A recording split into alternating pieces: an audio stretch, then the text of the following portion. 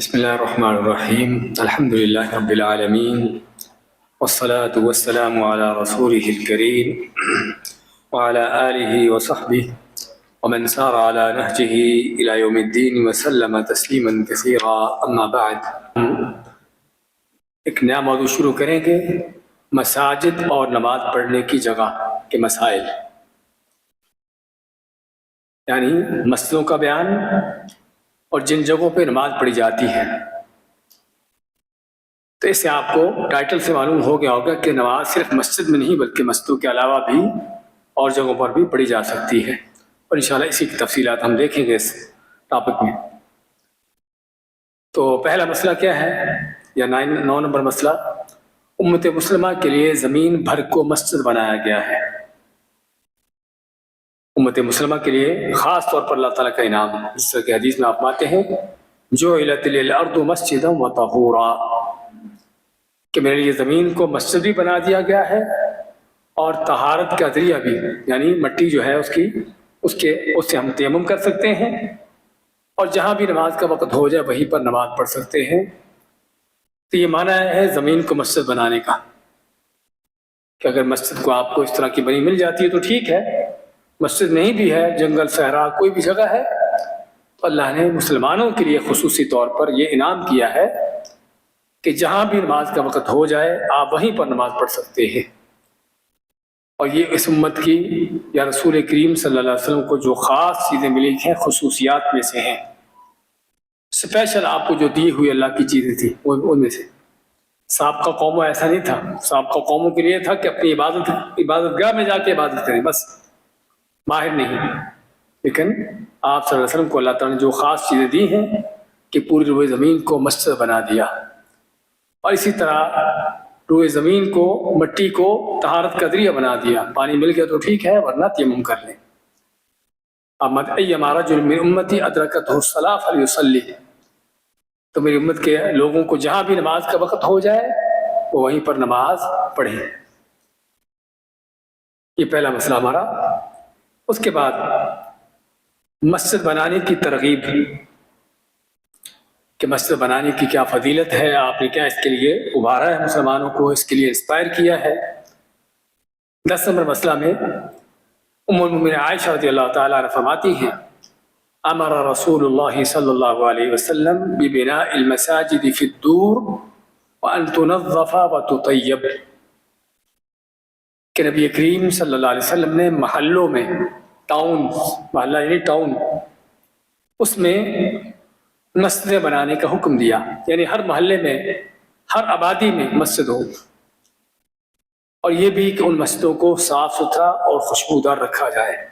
اللہ کا گھر ہے کہ جن گھروں کا اہتمام ہم اپنے گھروں سے بڑھ کر کریں، اللہ کے ان گھروں کا اہتمام، ان کے لیے پر توجہ ہماری اپنے گھروں سے بڑھ کر ہونی چاہیے، ان کو بنانے کے لیے بھی اور ان کو صاف ستھرا خوشبودار پاکیزہ رکھنے کے لیے بھی. اس سے معلوم ہوا کہ مسجدیں جس قدر بنائی جا سکیں، جتنی بھی ہو سکیں اچھی ہے. آپ کہیں کہ مسجدیں پھر جتنی زیادہ ہوں گی تو پھر لوگ تو بکھریں گے، بٹ جائیں گے. ہاں، 5 نمازوں کے حوالے سے چاہے ہر گلی میں مسجد ہو، تاکہ لوگوں کے لیے آسانی ہو مسجد قریب ہونے کی.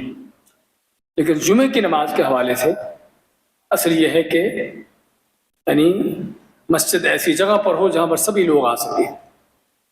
بلکہ آپ صلی اللہ علیہ وسلم کے زمانے میں، آپ کے بعد بھی خلفاء راشدین کے دور میں بھی مدینہ میں صرف مسجد نبوی میں جمعہ ہوتا تھا. سمجھے نا، صرف مسجد نبوی میں جمعہ ہوتا تھا. حالانکہ مسجد اور بھی تھی، 10 مسجد اور تھی، لیکن 5 نمازیں ہوتی تھی، ان میں جمعہ صرف مسجد نبوی میں ہوتا تھا. مسجد قباء سب سے پہلی مسجد تھی، لیکن آپ کے زمانے میں اس پر جمعہ نہیں ہوتا تھا.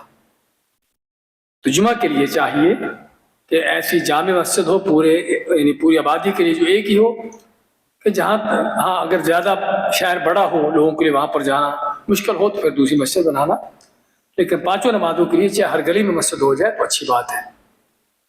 اسی طرح 11 نمبر مسئلہ میں مسجد بنانے کی فضیلت آپ نے بیان فرمائی کہ من بنا مسجدا یبتغی بہ وجہ اللہ بنى اللہ لہ مثلہ فی الجنہ، کہ جس نے اللہ کی خاطر، اللہ کے لیے، وجہ اللہ، اللہ کا چہرہ چاہتے ہوئے اسے مسجد بنائی، اللہ اس کے لیے اسی طرح کا جنت میں گھر بناتا ہے۔ اسی طرح سے مراد کہ جیسا آپ نے مسجد بنانے پر اہتمام کیا ہے، اللہ تمہارے لیے جنت میں ایسا ہی گھر بناتا ہے۔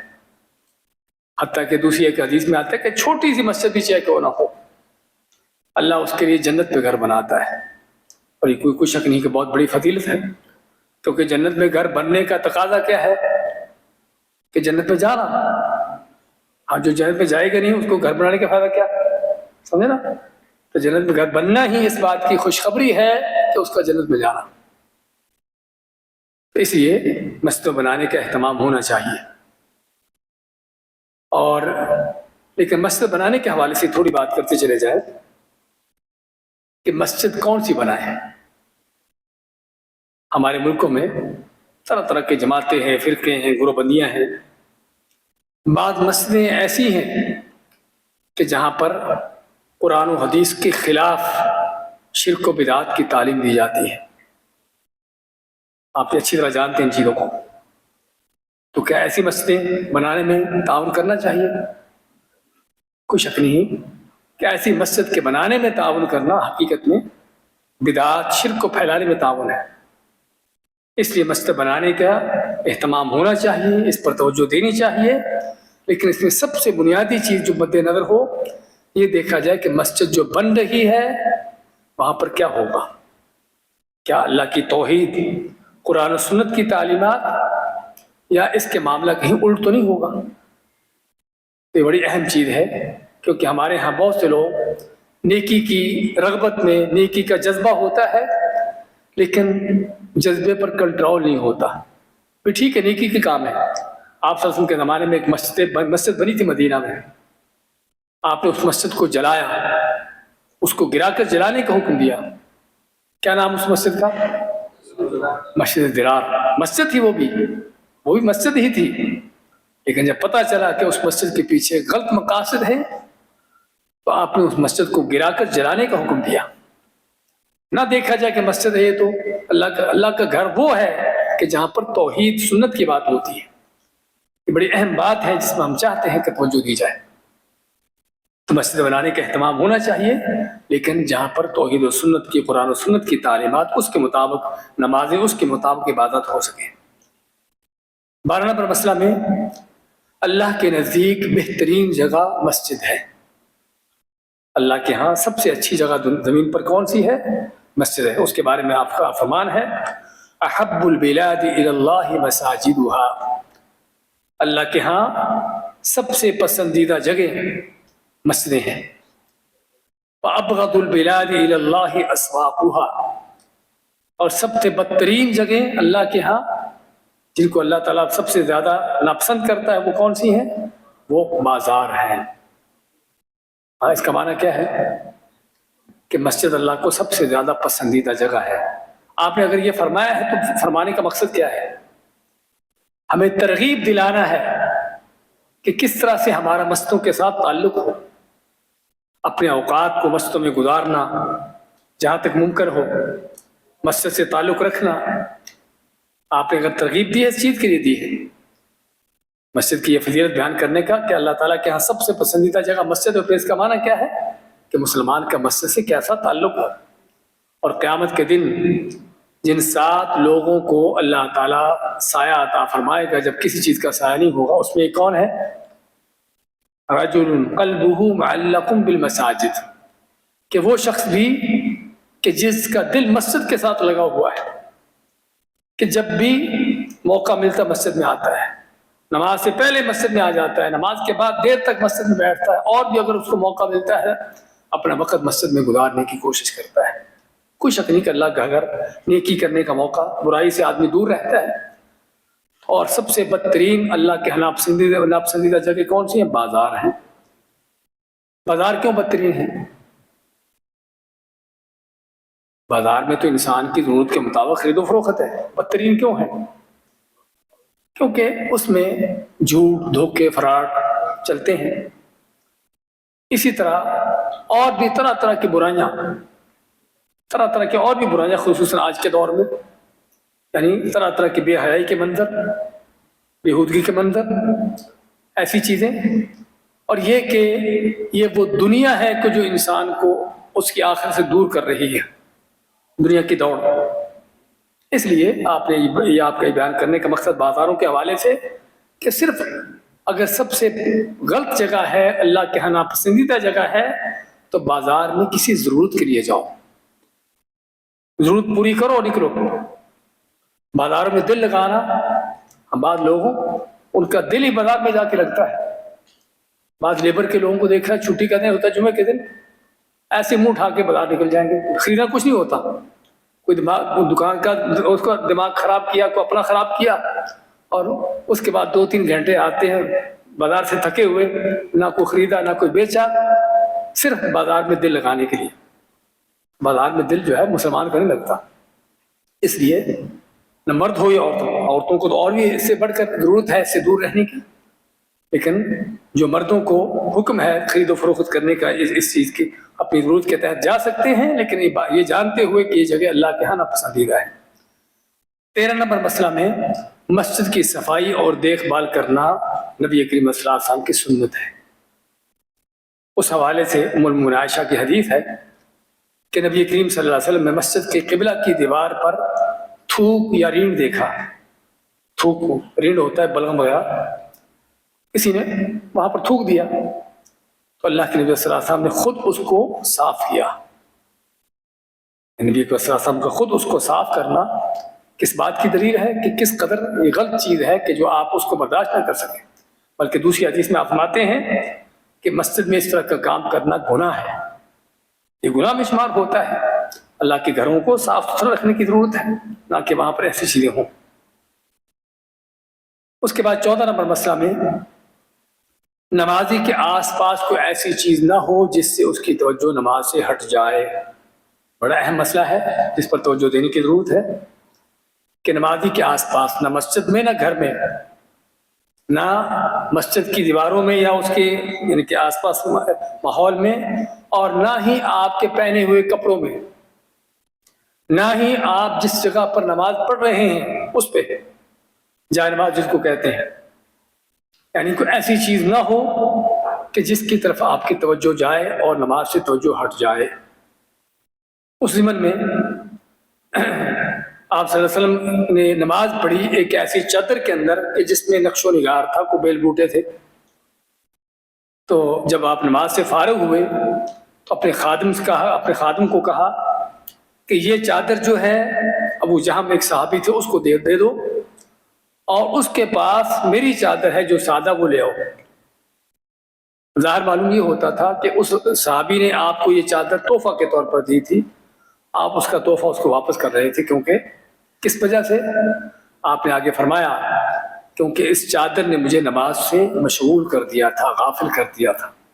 اس کے اندر کوئی ان کے کوئی ایسی چیزیں تھیں کوئی بناؤ سنگار کی، نقش و نگار کی، تو جس طرف آپ کی توجہ کی نماز میں، اس وجہ سے آپ نے اس چادر کو پہننا گوارا نہ کیا۔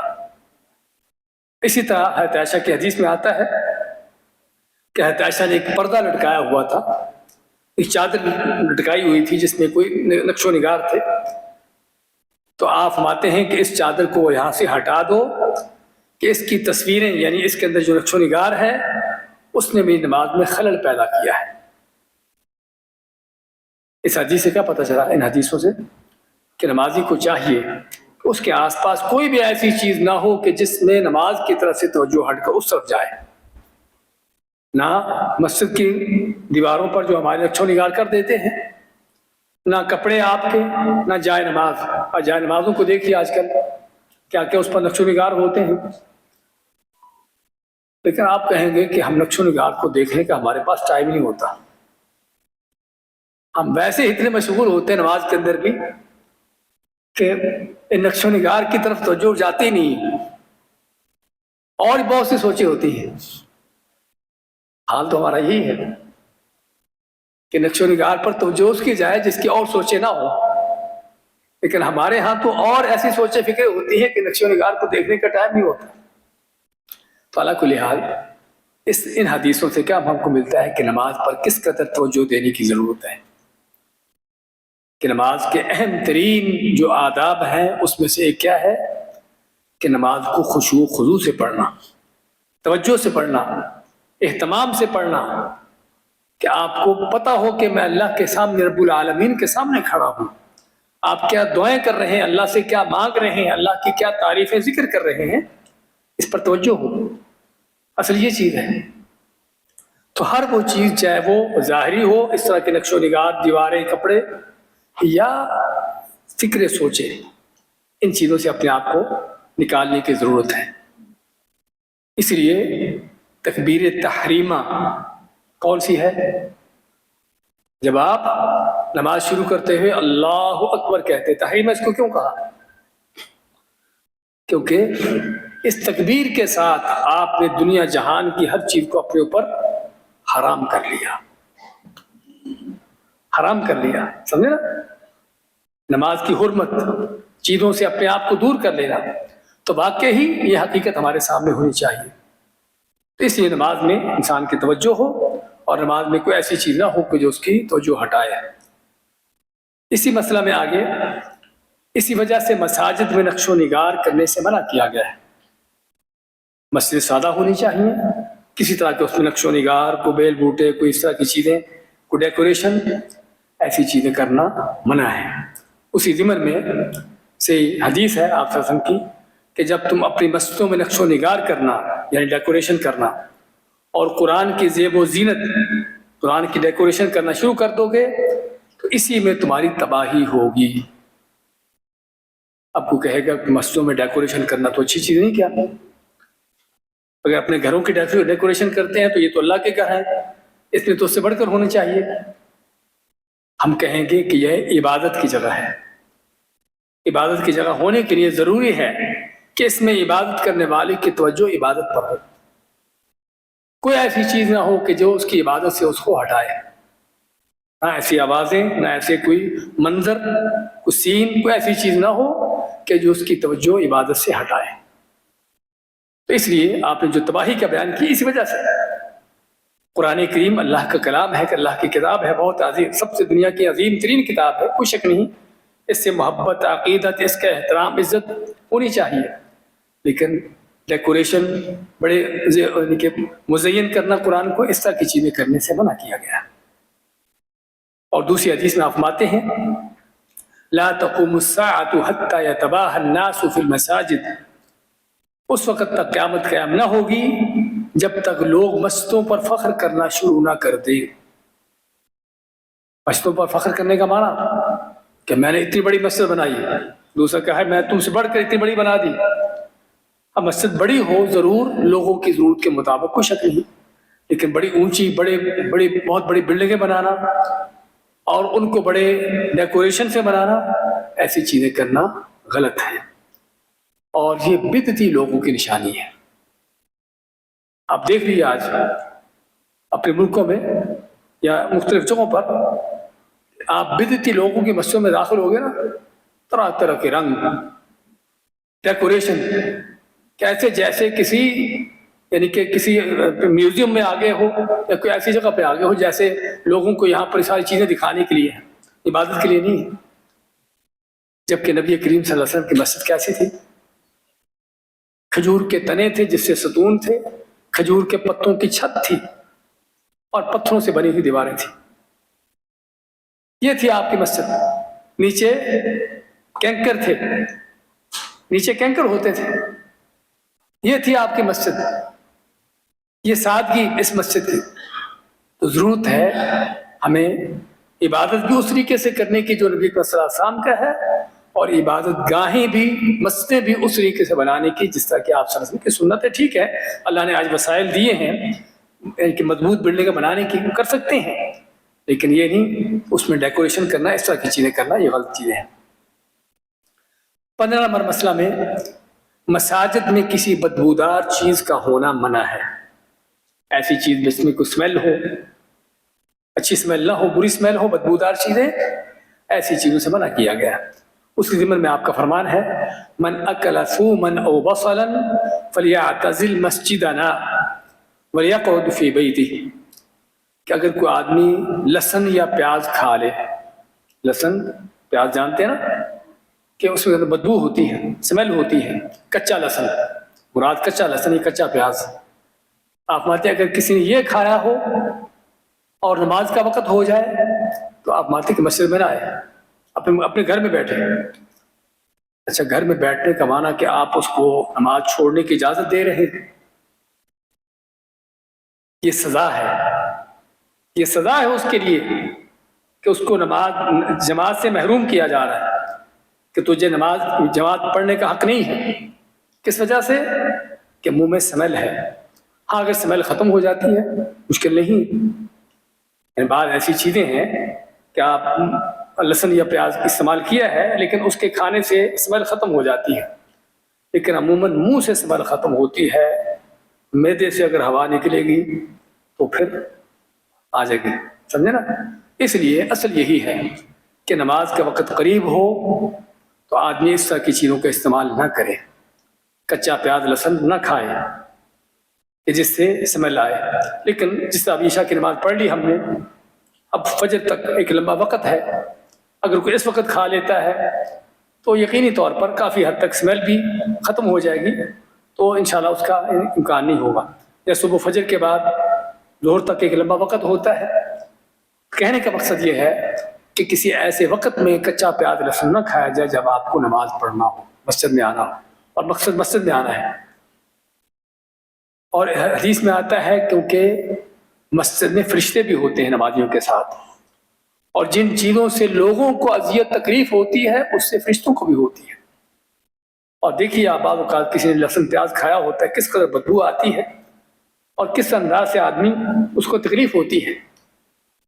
اس میں ہم یہ بھی معلوم ہوا کہ مسجدوں کی صرف ظاہری صفائی نہیں بلکہ حتیٰ کہ اسمیل ایسی چیز بھی نہ ہو۔ اچھا، کچا پیاز لہسن کھانے سے تو منع کیا، سگریٹ پی کے آ جائے، ہاں کیا خیال ہے؟ وہ کہیں گے کہ آپ پیاز لہسن کے بعد سگریٹ تو بات ہی نہیں ہوئی۔ دیکھیے اسلام جو ہے اللہ کا دین، وہ صرف ناموں کا دین نہیں ہے کہ فلاں چیز کا نام ہے بس، وہ مقاصد ہے۔ مقصد کیا ہے؟ ٹارگٹ کیا ہے؟ اصل مقصد کیا ہے؟ مقصد جو ہے وہ مسجد کو صاف رکھنا ہر طرح کی بری اسمیل سے، گندی اسمیل سے۔ اگر کچے پیاز لہسن جو کہ حلال چیزیں ہیں، پیاز لہسن حلال ہے، حرام نہیں ہے، صرف اس کی اسمیل کی وجہ سے حکم دیا کہ مسجد میں نہ آئے، تو سگریٹ تو کیا خیال ہے، حرام ہے یا حلال ہے؟ ہاں حرام ہے۔ ہمارے بعض ملا جو حقہ پینے کے عادی ہوتے کہتے مکروہ ہے، بھی حرام ہے، اس میں کوئی شک نہیں کہ وہ چیز کیسے حلال ہو سکتی ہے جس میں آپ کے جسم کا نقصان ہو رہا ہو، آپ کا مال برباد ہو رہا ہو اور لوگوں کو اذیت ہو رہی ہو۔ بعض کا سگریٹ پینے والا ساتھ کھڑا ہو جاتا ہے، دماغ خراب ہو جاتا ہے، اس قدر سمجھ، اتنے نقصان والی چیز کیسے حلال ہو سکتی ہے؟ اس کے حرام ہونے میں کوئی شک نہیں۔ اس لیے بات کر رہے تھے، اس سے ہمیں یہ صرف دو مثالیں ہیں، وہ یہ نہ کہے کہ صرف پیاز لہسن کی بات ہے، بات ہر اس چیز سے جس سے اسمیل آ سکتی ہو، سگریٹ ہو اور کوئی چیز ہو۔ ایک آدمی کام کرتا ہے اور پسینہ آتا ہے، کپڑوں سے پسینے کی بدبو آ رہی ہے، کیا خیال ہے؟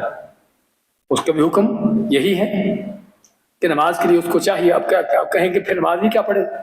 ہاں نماز پڑھے۔ ہم بعض لوگ یہاں پر اس طرح کی عجیب و غریب حجتیں پیش کرتے ہیں، نماز پڑھنے بھائی کپڑوں سے اسمیل آتی ہے، کپڑے صاف نہیں ہیں، اس کا معنی کہ نماز نہیں پڑھنی، پھر بھائی کپڑے اپنے صاف رکھو، یا کم از کم نماز کے وقت کو کپڑا چینج کر لو، وقتی طور پر کپڑا پہن لو تاکہ صاف کپڑوں میں نماز پڑھ سکو۔ بعض لوگ ایسی جگہوں پر کام کرتے ہیں کہ جہاں پر کپڑے عام طور پر صاف نہیں رہتے، ورکشاپ وغیرہ اس طرح کی چیزوں میں، تو ضرورت ہے ان کو کہ اپنے پاس کوئی صاف کپڑے رکھے ہوں، جب نماز کا ٹائم ہو تو وہ کپڑا پہن لیا اور نماز پڑھی۔ اس کا معنی یہ نہیں کہ نماز ہی چھوڑ دی جائے۔ تو اللہ کل حال یہ صرف دو مثالیں ہیں آپ کے سامنے لہسن اور پیاز کی، کہ جس میں اسمیل کی بات ہے، اسمیل سے ہر چیز قیاس کی جا سکتی ہے، جس میں بری اسمیل ہو، کوئی ایسی چیز ہو کہ جو لوگوں کو تکلیف دینے والی ہو، لوگوں کے لیے تکلیف دہ ہو، ایسی چیزوں سے بچنے کی ضرورت ہے۔ بلکہ اسی ضمن میں ایک دوسری حدیث آپ کو سناتے چلے جائیں۔ صحابہ فرماتے ہیں کہ اگر ہمارے زمانے میں کوئی کچا پیاز لہسن کھا کے آتا تھا، اس سے اسمیل آتی تھی، اس کو مسجد سے نکال کر بقی میں چھوڑ کے آتے تھے۔ بقی جانتے ہیں نا، قبرستان کہتے وہاں پر چھوڑ کے آتے تھے اس کو، یعنی سزا کے طور پر۔ اس سے ہمیں اندازہ ہوتا ہے کہ کس قدر ضرورت ہے نماز کا اہتمام کرنے کی۔ کپڑوں کا معاملہ ہو، جسم کا معاملہ ہو، جسم میں کوئی اسمیل نہ ہو، کپڑوں کے اندر اسمیل نہ ہو، منہ سے کوئی ایسی اسمیل نہ آئے۔ آگے 16 نمبر مسئلہ میں مساجد میں کاروباری اور دوسری دنیاوی معاملات کی گفتگو کرنا ناجائز ہے۔ مسجد اللہ کے گھر ہیں، عبادت کے لیے ہیں، ان کو عبادت ہی کے لیے رہنا چاہیے، کاروبار بزنس کے لیے نہیں ہے۔ اسی ضمن میں آپ صلی اللہ علیہ وسلم کا فرمان ہے صحیح حدیث میں، اذا رأيتم من يبيع او يبتاع في المسجد فقولوا لا اربح الله تجارتك، کہ اگر تم کسی کو دیکھو کہ مسجد میں کوئی خرید و فروخت کر رہا ہے، سودے بازی کر رہا ہے، یا تو چیز اس کے پاس موجود ہے بیچ رہا ہے، یا پھر چیز تو نہیں ہے لیکن مسجد میں بیٹھ کر سودے کر رہا ہے کہ میرے ہاں یہ چیز ہے، اتنے کی دوں گا، سودا مسجد میں طے ہو رہا ہے۔ دونوں چیز اس میں شامل ہیں، یا تو چیز اس کے پاس موجود ہے، سامان بیچ رہا ہے مسجد بیٹھا، یا پر سامان کے سودے کر رہا ہے، اس کے ریٹ طے کر رہا ہے، سیل کر رہا ہے۔ آپ ماتی کر کسی کو ایسا کرتے ہوئے دیکھو تو اس کو بد دعا دو، کیا کہو؟ لا اربح اللہ تجارتک، کہ اللہ تیری تجارت میں تجھے کوئی نفع نہ دے، نقصان ہو تجھے۔ کس لیے؟ کہ مسجد ان کاموں کے لیے نہیں ہے۔ اسی طرح آپ آتے اذا رأيتم من ينشد فيه ضالة فقولوا لا رد اللہ علیک، کہ اگر مسجد میں کسی کو دیکھو کہ وہ کوئی گم شدہ چیز کا اعلان کر رہا ہے، گم شدہ چیز، کسی کی چیز گم ہو گئی، کھو گئی، نہیں مل رہی، مسجد میں اعلان کرتا ہے کہ کس نے میری چیز دیکھی ہے، کس کو میری چیز ملی ہے، میری چیز فلاں گم ہوگی، کسی کو ملی ہو تو مجھے بتائے۔ اگر کوئی ایسا اعلان کرتا ہے مسجد میں تو اس کو بد دعا دو، کیا کہو؟ کہ اللہ تیری گم شدہ چیز تجھے نہ لوٹائے، تجھے یہ چیز نہ ملے۔ اب حالانکہ یہاں پر اس کا نقصان ہو رہا ہے، تو اس سے معلوم کیا ہوا؟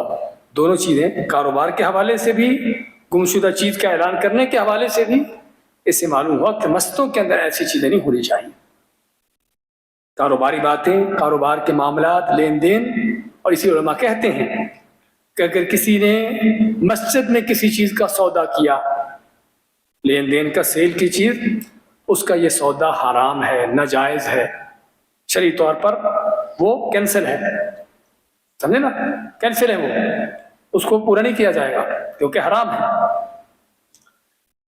اسی طرح گمشدہ چیز کا اعلان کرنا مسجد کے اندر منع ہے، تاکہ مسجدیں جو ہیں ان چیزوں کے لیے نہ رہیں۔ لیکن ہمارے ملکوں میں آپ دیکھتے ہیں کیا کیا جہالتیں ہیں کہ بستی محلے کے سارے اعلان ہوتے مسجد میں ہیں، کس کی کوئی چیز گم ہو جائے، چیز گم ہونے کے علاوہ اگر کوئی بستی میں کوئی دکاندار کے پاس کوئی نئی چیز آ گئی تو اس کا اعلان مسجد میں ہوتا ہے۔ کیا کیا جہالتیں ہیں، بس مولوی کو چند پیسے دو، اس کے بعد جو مرضی کرواؤ۔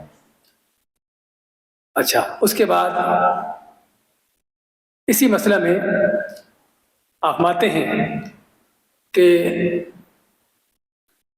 یاتی علی الناس زمان یتحلقون فی مساجدہم ولیس ہمتہم الا الدنیا، ایسا وقت بھی آئے گا لوگوں پر کہ لوگ مسجدوں میں بیٹھیں گے حلقے بنا کر، گروپ بنا کر، کس کے لیے؟ دنیا کی باتیں کرنے کے لیے، دنیا کی بات چیت کرنا، یعنی کہ کوئی دین کے بعد کوئی ذکر، کوئی قرآن، کہ جو اصل مسجد کا مقصد ہے کہ دنیا کی گپ شپ لگانے کے لیے مسجدوں میں بیٹھیں گے۔ اللہ ماتے کہ لیس للہ فیہم حاجہ، اللہ کو ایسے لوگوں کی کوئی ضرورت نہیں، فلا تجالسوہم، ایسے لوگوں کے ساتھ نہ بیٹھنا۔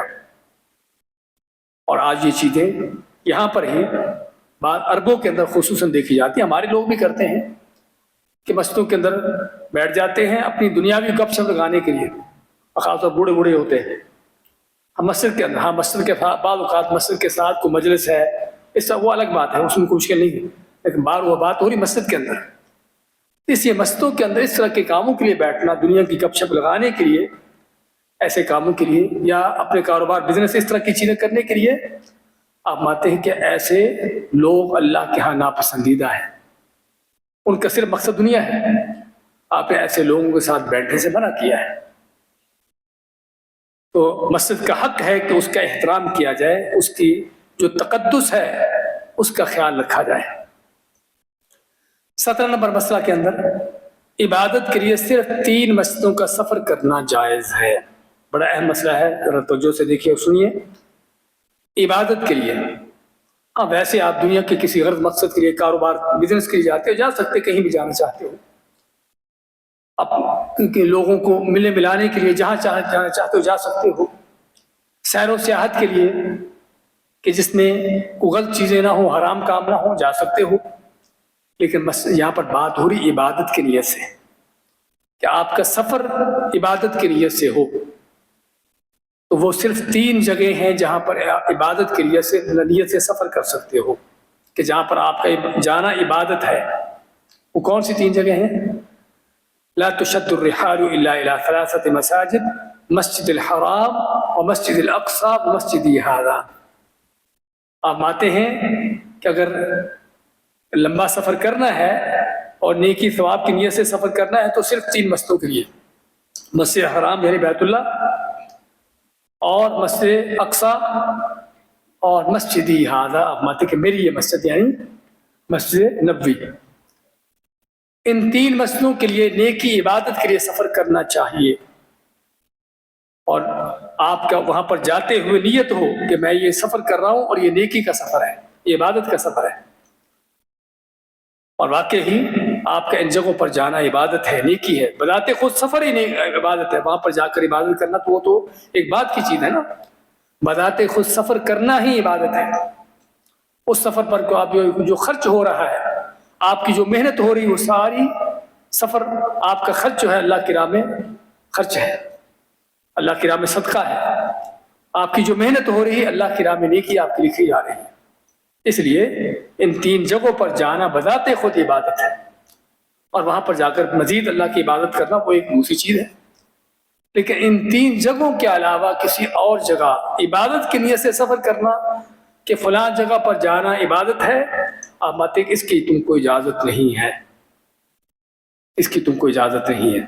لیکن ہمارے ہاں یہ آج کام ہوتے ہیں، لوگ مختلف جگہوں پر کسی درگاہ کے لیے، کسی خانقاہ کے لیے، اور جو عبادت کی نیکی کی نیت سے سفر، اور بڑے بڑے اس پر خرچ کیے جاتے ہیں، بڑے بڑی محنتیں کی جاتی ہیں، لمبے سفر کیے جاتے ہیں، اللہ کے نبی صلی اللہ علیہ وسلم نے اس کی اجازت نہیں دی۔ اور ان 3 مسجدوں کی اجازت کیوں ہے؟ کیونکہ ان کی خاص جو الگ مقام ہے ان 3 مسجدوں کا اللہ کے ہاں۔ مسجد الحرام کا آپ سبھی جانتے ہیں بیت اللہ ہے، اور وہاں پر نماز پڑھنے کا کیا ثواب ہے؟ 1 لاکھ کا، اور مسجد نبوی میں کتنا ہے؟ 1000 کا، 1000 کا، اور مسجد اقصی میں 500 کا، 500 کا۔ تو اس لحاظ سے ان 3 مسجدوں میں۔ اچھا، مزید یہ بھی اس مسئلے کے تحت، آپ مدینہ منورہ جاتے ہو، آپ کا مدینہ جانے کا مقصد کیا ہونا چاہیے؟ آپ کی نیت کیا ہونی چاہیے؟ ہاں جی، نیت کیا ہونی چاہیے؟ اس حدیث کو سامنے رکھیے ذرا، اسی حدیث کے پیش نظر کہ آپ مدینہ منورہ جب سفر کر رہے ہوتے ہو تو آپ کے دل میں نیت کیا ہو کہ میں یہ سفر کیوں کر رہا ہوں، کس نیت سے کر رہا ہوں؟ مسجد نبوی کی زیارت، وہاں پر عبادت کے لیے، سمجھے نا؟ اس حدیث کے مد نظر آپ کا مدینہ منورہ کا سفر جو ہے مسجد نبوی کی زیارت کے لیے ہونا چاہیے، تاکہ آپ کا یہ سفر نیکی ہو، سمجھے نا؟ لیکن ہمارے ہاں بہت سے لوگ مدینہ کا سفر کرتے ہیں کس لیے؟ نبی کریم صلی اللہ علیہ وسلم کی قبر مبارک کی زیارت کے لیے۔ کوئی شک نہیں کہ آپ کی قبر کی زیارت کرنا چاہیے، لیکن آپ نے اس کے لیے سفر کرنے کی اجازت نہیں دی۔ فرق ہے، ایک آدمی مدینہ جا رہا ہے، اس کی نیت کیا ہے؟ مسجد نبوی میں نماز پڑھنا، عبادت کرنا اور ساتھ آپ صلی اللہ علیہ وسلم کی قبر بھی وہاں پر زیارت کرے گا، لیکن اس کی نیت سفر کی کیا ہے؟ مسجد نبوی کی زیارت. اس کا یہ سفر کیا ہے؟ اس حدیث کی روح سے جائز ہے اور عبادت ہے. اور دوسرا آدمی وہ بھی مدینہ ہی جا رہا ہے، صرف نیت کا فرق ہے. نیت اس کی کیا ہے کہ آپ صلی اللہ علیہ وسلم کی قبر کی زیارت کرنا، اس مقصد کے لیے سفر کر رہا ہے. اس حدیث کی روح سے اس کا یہ سفر جائز نہیں ہے. سمجھے نا؟ اس لیے ہمیں چاہیے ان چیزوں کو دیکھنا. اچھا، اس میں کوئی کہے کہ آپ صلی اللہ علیہ وسلم کی آپ کی قبر کی توہین کی بات نہیں ہے. دیکھیے، ہمیں وہی چیز کرنا چاہیے جس کا آپ صلی اللہ علیہ وسلم نے حکم دیا ہے. مسجد مدینہ جائیں، مسجد نبی کی زیارت کے اس سے سفر کریں، اور وہاں پر جاتے ہیں تو آپ صلی اللہ علیہ وسلم کی قبر کی زیارت کریں. صحابہ کرام کرتے تھے ایسا. حضرت عبداللہ بن عمر کے بارے میں آتا ہے کہ جب کبھی سفر سے آتے تھے، ویسے تو مدینہ میں رہتے تھے، لیکن جب کبھی سفر سے باہر سے مدینہ سے آتے تو مسجد نبی میں جاتے، جا کے 2 رکعت نماز پڑھتے اور آپ صلی اللہ علیہ وسلم کی قبر کے پاس جا کر آپ کو سلام پڑھتے. آپ اس لیے مدینہ جاتے ہو مسجد نبی کی زیارت کی نیت سے جاؤ، اور وہاں پر آپ صلی اللہ علیہ وسلم کی قبر کی زیارت بھی کرو. لیکن قبر کی زیارت کے لیے سفر کرنا اس حدیث کی روح سے، جو آپ کے سامنے صحیح بخاری مسلم کی حدیث ہے، اس کی روح سے ایسا سفر کرنا آپ نے اس کی اجازت ہم کو نہیں دی. 18 نمبر مسئلہ میں مسجد قباء میں نماز پڑھنے کا ثواب. اب 3 مسجدوں کی تو بات آ گئی، مسجد حرام، مسجد نبوی اور مسجد اقصی. اور بھی کوئی مسجد ہے کہ جہاں پر جانا ثواب ہے؟ ہاں، وہاں پر سفر نہیں کرنا، اس مسجد میں جانا خاص طور پر بغیر سفر کے، وہ مسجد قباء ہے. صحیح حدیث میں نبی صلی اللہ علیہ وسلم آتے ہیں، صلاۃ فی مسجد قباء کا عمرہ، صلاۃ فی مسجد قباء کا عمرہ، کہ مسجد قباء میں نماز پڑھنا کیا ہے؟ عمرے کے برابر ثواب ہے. مسجد قباء کہاں پر ہے؟ مدینہ میں ہے. اس مسجد کی کیا حیثیت ہے کہ اسلام کی سب سے پہلی مسجد ہے. نبی کریم صلی اللہ علیہ وسلم جب مدینہ جاتے ہیں ہجرت کر کے، تو آپ نے سب سے پہلے مدینہ پہنچ کر کیا کیا؟ مسجد قباء بنائی، اس کی تعمیر کی. اسلام کی سب سے پہلی مسجد ہے، اور قرآن کریم میں اللہ نے اس مسجد کے رہنے والوں کی تعریف کی ہے. اور نبی کریم صلی اللہ علیہ وسلم ہر ہفتہ کے دن کبھی پیدل اور کبھی سوار ہو کر اس مسجد میں آیا کرتے تھے اور آ کے 2 رکعتیں پڑھتے تھے. اور ایک دوسری حدیث میں آپ ماتے ہیں کہ جو آدمی اپنے گھر سے باوضو ہو کر مسجد قباء میں آ کے 2 رکعتیں پڑھتا ہے، اس کو عمرے کے برابر ثواب ملتا ہے. فلاں کل حال مدینہ جاتے ہیں مسجد نبوی کی زیارت کی نیت سے، وہاں پر جا کر آپ صلی اللہ علیہ وسلم کی قبر کی زیارت کیجیے، اور مسجد قباء میں بھی جانے کی کوشش کریں. وہاں پر جا کے 2 رکعتیں پڑھنا ہے، جو بھی نماز پڑھ سکتے ہیں، تاکہ یہ بھی فضیلت حاصل ہو. 19 نمبر مسئلہ میں کافر کا مسجد الحرام میں داخلہ منع ہے. کافر کا مسجد الحرام وہاں پر داخلہ منع ہے. اللہ فرماتا ہے یا ایھا الذین آمنوا انما المشرکون نجس فلا یقربوا المسجد الحرام بعد عامهم ھذا. کیا وہ لوگ جو ایمان لائے ہو بے شک مشرک ناپاک ہیں، تو اس سال کے بعد وہ مسجد حرام میں نہ آئیں، اس کے قریب بھی نہ پھٹکیں. صرف یہ نہیں مسجد حرام میں داخل نہ ہو، مسجد حرام کے قریب بھی نہ آئیں. تو مسجد حرام، اچھا یہ تو ہے کہ مسجد حرام میں کافر کا داخلہ منع ہے، لیکن آپ یہ پوچھیں کہ مسجد حرام ہے کیا؟ مسجد حرام سے کیا مراد ہے؟ کیا وہ صرف مسجد ہے جو بیت اللہ کے آس پاس بنی ہوئی ہے، یا پورا حرم ہے؟ اس میں علماء کے 2 قول ہیں. بعض علماء تو کہتے ہیں کہ صرف مسجد حرام جو کیا بیت اللہ کے آس پاس جو مسجد ہے، وہ چاہے کتنی بھی کھلی ہو جائے وہ ساری مسجد ہے، وہ مراد ہے. اور بعض کہتے ہیں کہ اس سے مراد پورا حرم ہے. اور آپ کے علم کے لیے حرم جو ہے وہ بیت اللہ سے کافی دور دور تک ہے.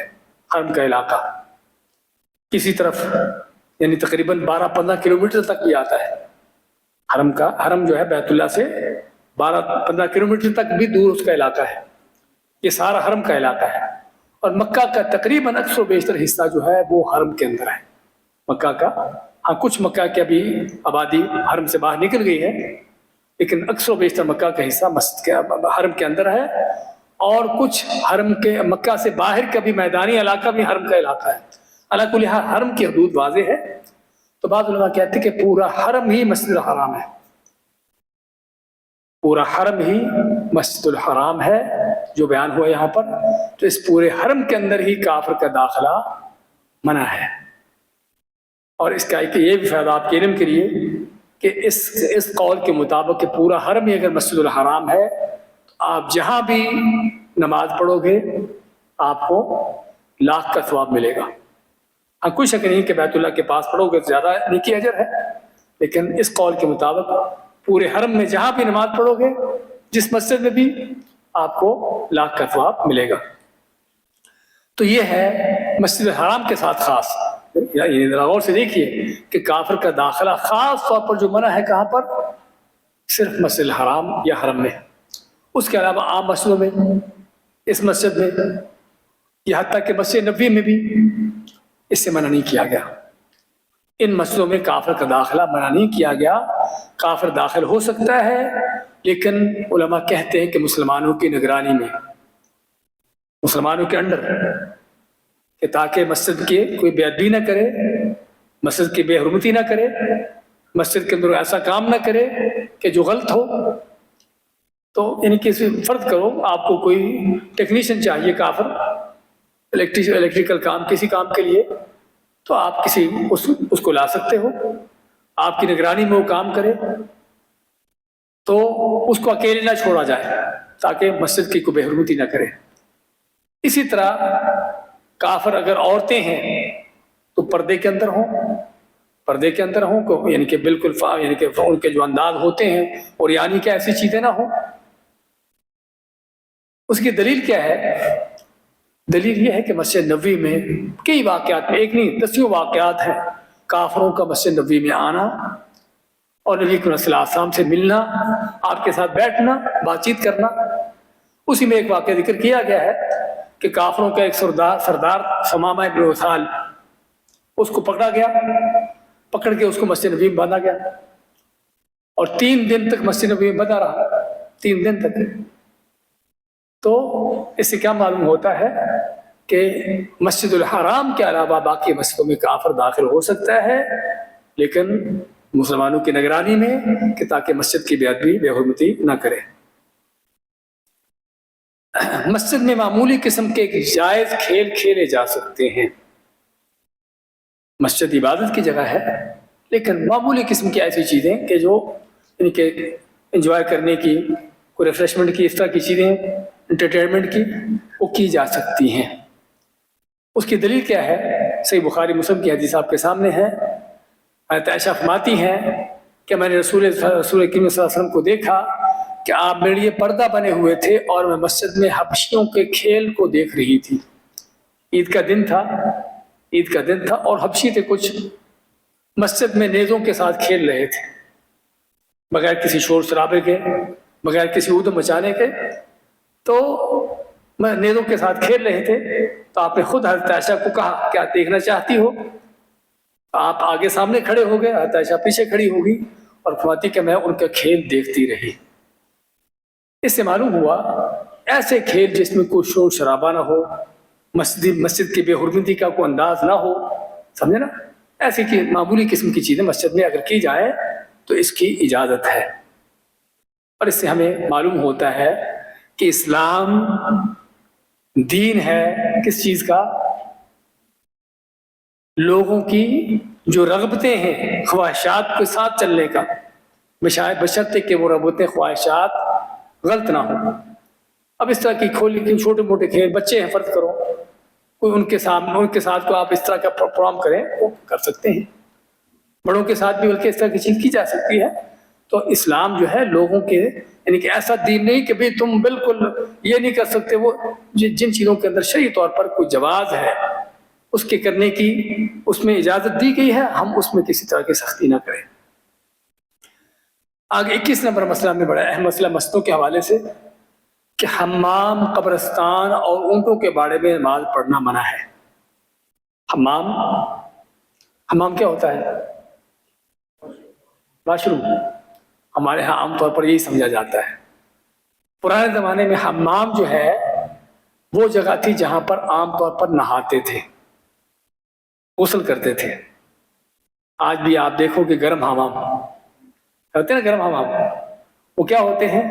نہانے کی جگہ، یعنی خاص جگہ ہوتی تھی، وہاں لوگ جاتے، پانی گرم ہوتا، نہاتے اس طرح کے خاص، تو اس کو حمام کہتے تھے۔ اب وہ بھی جگہ حالانکہ وہاں پر ناپاکی تقریباً نہیں ہوتی تھی، لیکن لوگ چونکہ نہاتے ہیں، جسم ننگے ہوتے، اس طرح کی چیزیں ہیں، تو آپ نے اگر وہاں پر نماز پڑھنے سے منع کیا ہے تو جو واش روم ہے، ٹوائلٹ ہے، وہ تو ظاہری بات ہے ناپاکی کی جگہ ہے، تو اس میں نماز پڑھنا منع ہے۔ اسی طرح آپ مانتے ہیں الارض کلھا مسجد الا المقبرۃ والحمام، اس طرح قبرستان میں نماز پڑھنا منع ہے۔ کیوں منع ہے قبرستان میں نماز پڑھنا؟ کیونکہ سب سے پہلے جو شرک کی بنیاد پڑتی ہے کہاں سے؟ قبروں سے۔ اس لیے قبروں کے حوالے سے اسلام نے سخت نوٹس لیا ہے۔ شروع میں تو آپ نے لوگوں کو قبروں پر جانے سے روک دیا تھا کہ قبروں پر جاؤ ہی نہیں، قبروں پر جاؤ ہی نہیں، لیکن بعد میں جب لوگوں نے اچھی طرح دین سیکھ لیا، عقیدہ توحید سمجھ آ گیا، اس کے بعد آپ مانتے ہیں کہ قبروں کی زیارت کیا کرو کیونکہ یہ تم کو آخرت یاد دلاتی ہے۔ تو چونکہ قبریں ہی سب سے بڑا شرک کا ذریعہ ہے، اس لیے قبروں کے درمیان قبریں سامنے ہوں، اس طرح سے قبرستان کے اندر نماز پڑھنے سے منع کیا گیا ہے۔ اسی طرح اونٹوں کے باڑے میں، اونٹوں کا باڑا، باڑے سے مراد کیا ہے جانتے ہو؟ باڑا کیا ہوتا ہے؟ باڑا کہ جہاں پر جانور رکھے جاتے ہیں، جانور جہاں پر رکھے جاتے ہیں وہ دن رات وہیں پر رہتے ہیں، تو یہ اس کو باڑا کہتے ہیں۔ اونٹوں کا باڑا، بکریوں کا باڑا، سمجھے نا؟ تو خاص طور پر اونٹوں کے باڑے میں نماز پڑھنے سے منع کیا ہے، بکریوں کے باڑے میں نہیں۔ یہ حدیث آپ کے سامنے ہے، اب آتے صلوا فی مرابض الغنم ولا تصلوا فی اعات الابل، کہ بکریوں کے باڑے میں نماز پڑھو لیکن اونٹوں کے باڑے میں نماز نہیں پڑھو۔ فرق کیا ہے؟ کیا فرق ہو سکتا ہے؟ اب باڑا دیکھیے یہاں پر ہمیں ایک اور بڑے اہم مسئلے کی طرف ہمیں ایک مسئلہ معلوم ہو رہا ہے، وہ کیا ہے؟ اب باڑا جو ہوتا ہے جہاں پر جانور رہتا ہے، اونٹ ہو، بکریاں ہو، کوئی بھی ہو، پیشاب کریں گے، گوبر ہوگا ان کا وہاں پر، سمجھے نا؟ ایسا ہے۔ اب اس میں نماز نہ پڑھنے یا پڑھنے کا جو حکم دیا گیا، منع کیا گیا، کس وجہ سے کیا گیا؟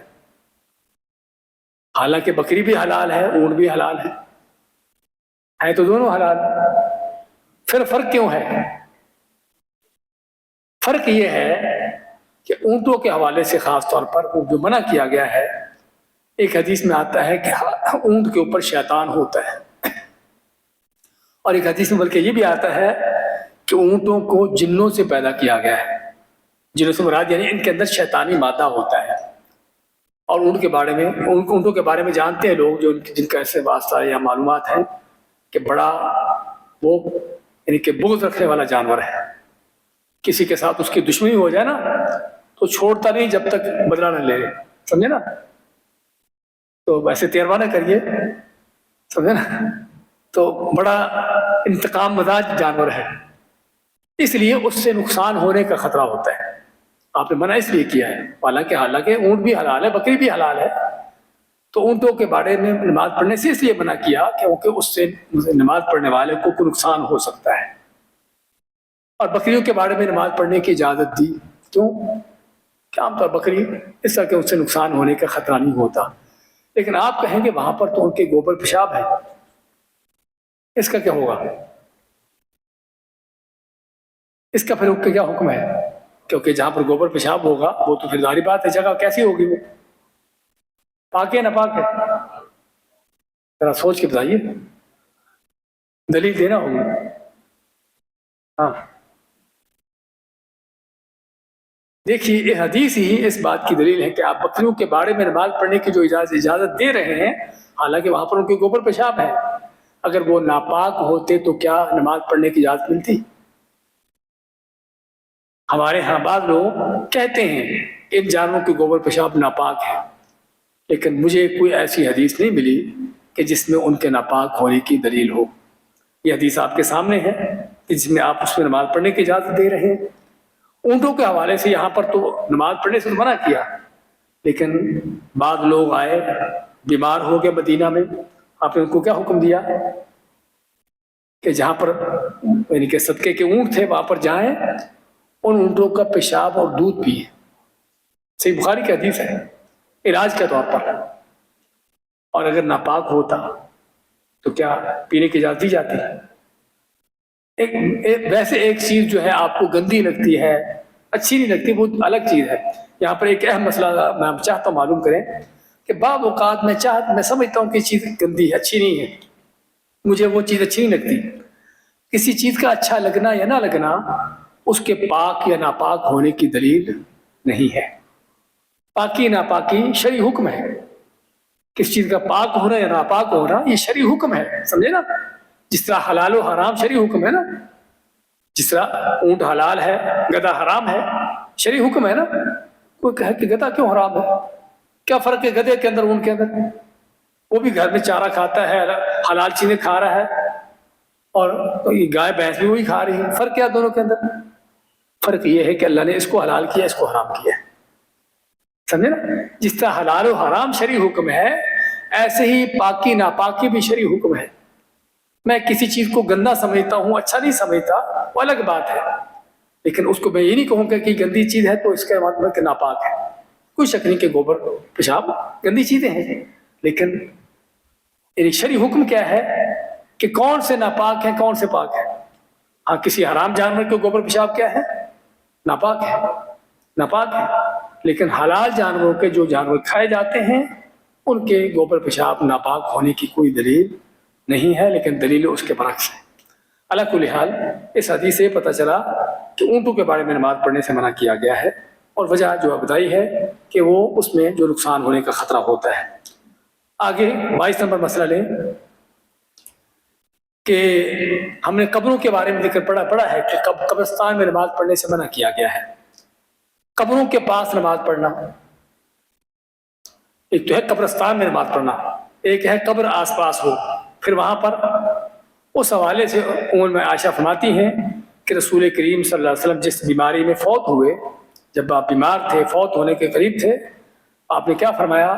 لعن اللہ الیہود والنصارى اتخذوا قبور انبیائهم مساجد، کہ اللہ کی لعنت ہو یہود و نصارہ پر، یہودی و نصرانیوں پر اللہ کی لعنت ہو.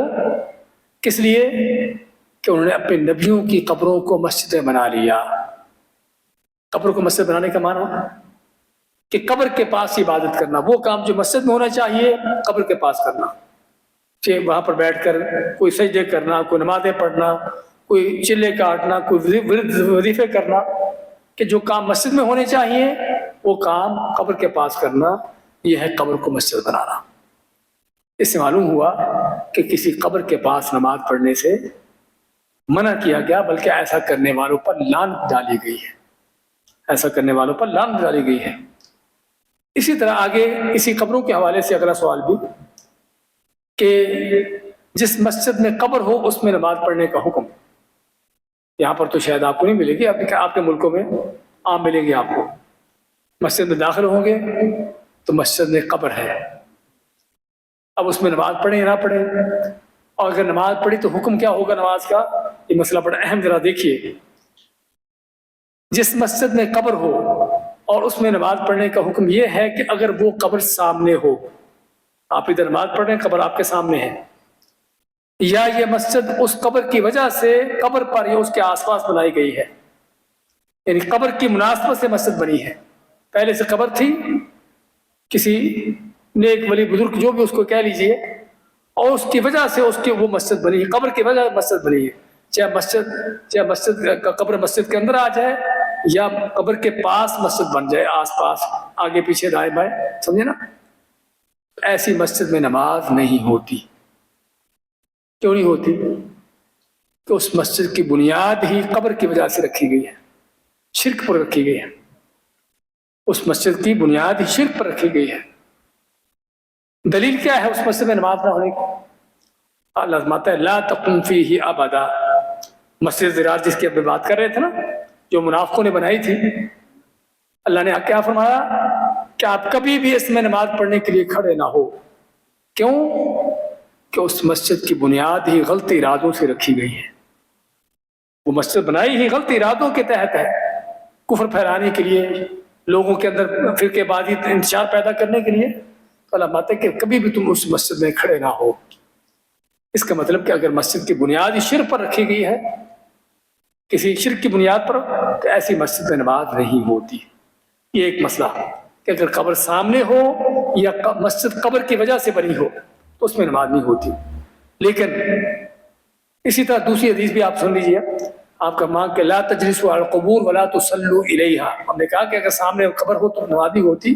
اس کی دلیل یہ کہ آپ مانتے کہ قبروں کی طرف نماز نہ پڑھو، نہ قبروں پر بیٹھو اور نہ ان کی طرف نماز پڑھو. قبروں پر نہ بیٹھنے کا معنی، قبروں پر بیٹھنے کے دو انداز ہوتے ہیں. ایک تو ویسے ہی قبر کے اوپر بیٹھ جانا، قبر کے اوپر چڑھنا چلنا، کہ قبر کی بے حرمتی ہے، اس سے منع کیا گیا ہے. اور دوسرا قبروں پر بیٹھنا جو مجاور بن کر بیٹھتے ہیں، کہ چلے کاٹنے کے لیے، کوئی وظیفہ کرنے کے لیے، اس طرح کے، اس سے بھی منع کیا گیا. لیکن اگر قبر مسجد میں سامنے آگے پیچھے ہے، آپ آگے نماز پڑھ رہے ہیں، قبر پیچھے ہے، اور قبر کی وجہ سے مسجد نہیں بنی، ویسے مسجد ہے، بعد میں قبر بن گئی مسجد کے اندر. بعض اوقات ہوتا ہے نا، کوئی نیک آدمی فوت ہوتا ہے تو اس کو مسجد میں دفن کر دیتے ہیں، یہ غلط ہے. تو اگر مسجد پہلے سے تھی، قبر بعد میں بنی ہے اور مسجد قبر پیچھے ہے، تو اس مسجد میں نماز پڑھ سکتے ہیں، نماز صحیح ہے. لیکن یہ ہے کہ اس قبر کو وہاں سے نکالا جائے. کیونکہ آپ تو ٹھیک ہے اللہ کے لیے نماز پڑھ رہے ہو، لیکن آنے والے بعد لوگ ممکن ہے بعد میں سمجھے کہ یہ کوئی اللہ کا بڑا ولی ہے جس کو قبر میں دفن کیا گیا ہے، تو اسی کی عبادت شروع ہو جائے، اور ہو رہی ہے آج.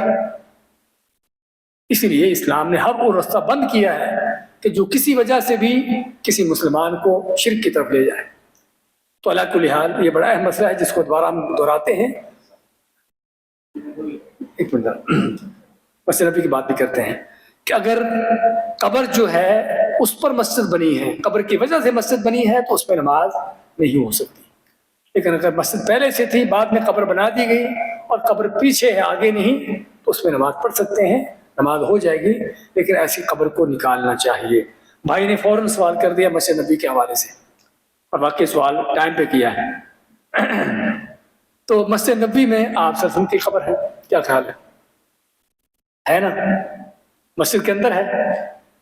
ہاں، آپ کہیں کہ مسجد کے اندر ہے، لیکن اس کو مسجد کے اندر کون لایا ہے؟ کب آئی ہے مسجد کے اندر؟ بعد میں کب؟ صحابہ کرام؟ ہاں، خلفائے راشدین؟ نہیں، 80 ہجری کے بعد، 80 ہجری کے بعد اموی خلیفہ تھے ولید بن عبد الملک، ان کے دور میں مسجد نبوی کو کھلا کیا گیا، اس کی توسیع کی گئی. تو اس میں کیا کہ آپ صلی اللہ علیہ وسلم کے جو بیویوں کے حجرے تھے، حجرات تھے مسجد نبوی کے ساتھ ساتھ، ان کو بھی مسجد میں داخل کر دیا گیا تھا مسجد نبوی کو کھلا کرنے کے لیے. اسی میں حضرت عائشہ کا حجرہ جس میں آپ صلی اللہ علیہ وسلم کی قبر ہے، اس کو بھی مسجد کی دیوار کے اندر، چار دیواری کے اندر داخل کر دیا گیا. سمجھے نا؟ لیکن اس وقت سے لے کر آج تک بھی باقاعدہ مسجد کا حصہ نہیں ہے مسجد کے اندر ہی، لیکن پھر بھی اس کی چار دیواری الگ، اس کو بالکل الگ رکھا گیا ہے تاکہ وہاں پر کوئی نماز بھی نہ پڑھ سکے. اور آپ نے اگر دیکھا ہو، یعنی آپ کی قبر کے پیچھے کا جو یعنی کہ حصہ ہے، اس میں ایک یعنی کہ اونچی جگہ بنائی گئی ہے کہ جہاں پر کوئی نماز نہیں پڑھ سکتا، تاکہ کسی نماز پڑھنی ہے تو قبر سے دور ہو، قبر سے دور ہو. تو اس لیے آپ صلی اللہ علیہ وسلم کی قبر مسجد میں نہ تو آپ نے داخل کی کیونکہ آپ فوت ہو، صحابہ کرام نے داخل نہیں کی، اور نہ ہی صحابہ کرام اس چیز کے لیے تیار تھے. بلکہ 80 ہجری کے بعد کہ جب کو اکا دکا صحابی باقی رہ گئے تھے، باقی سبھی صحابہ فوت ہو چکے تھے، اس وقت یہ کام ہوا. اور یہ کام تابعین کے دور میں ہوا، اور انہوں نے سخت اس کا انکار کیا، اس چیز کو انکار کیا کہ یہ کام نہیں ہونا چاہیے. لیکن بادشاہ ہیں، وہ اپنی مرضی سے کرتے ہیں جو کر چاہیں. تو اس لیے اس وقت سے مسجد کے، لیکن مسجد کے صرف ایک طرف اس کو رکھا گیا. آج بھی آپ دیکھتے ہیں کہ مسجد نبوی کتنی کھلی گئی ہے چاروں طرف، لیکن آپ صلی اللہ علیہ وسلم کی قبر پھر بھی مسجد کے صرف ایک طرف وہیں پر ہے. پھر یعنی کہ اگر یعنی جس انداز سے مسجد کھلی کی گئی تھی یہ تو مسجد کے درمیان میں آ جانی چاہیے تھے، لیکن آج بھی وہ مسجد کے صرف ایک طرف ہے، اس لیے اس کو دلیل بنانا کہ وہ مسجد کے اندر ہے یہ دلیل نہیں بنتی۔ دلیل تب ہوتی ہے اگر صحابہ کرام یہ کام کرتے یا آپ اس کی اجازت دیتے، نہ تو آپ نے اس کی اجازت دی اور نہ صحابہ کرام نے کہا، بعد میں لوگوں نے کیا ہے، تو ان کا یہ کرنا کوئی دلیل نہیں ہے۔ آخری مسئلہ ہے مسئلہ نمبر 24، مسجد میں داخل ہونے اور نکلنے کی دعا۔ مسجد میں داخل ہونے نکلنے کی دعا سبھی کو یاد ہوگی انشاءاللہ، اور جس کو یاد نہیں وہ یاد کریں۔ داخل ہوتے ہو کیا پڑھتے ہیں؟ آپ مانتے کہ جب تم مسجد میں داخل ہو تو یہ دعا کہو، اللہم افتح لی ابواب رحمتک۔ دعا صرف کیا ہے؟ اللہم افتح لی ابواب رحمتک، اللہ میرے لیے رحمت کے دروازے کھول دے۔ اور سنت ہے کہ اس سے پہلے بسم اللہ اور والصلاۃ والسلام علی رسول اللہ، آپ پر درود بھی پڑھو، بسم اللہ بھی پڑھو اور یہ دعا پڑھو، اور نکلتے ہوئے بسم اللہ آپ پر درود پڑھنے کے ساتھ یہ دعا پڑھو، اللہم انی اسألک من فضلک، کہ اللہ میں تجھ سے تیرے فضل کا سوال کرتا ہوں۔ تو یہ مسجد میں نکلنے کی داخل ہونے کی دعا سبھی کو یاد ہے سبھی کو؟ جس کو یاد نہیں وہ انشاءاللہ یاد کر لے۔ بارک اللہ فیکم، جزاکم اللہ خیر۔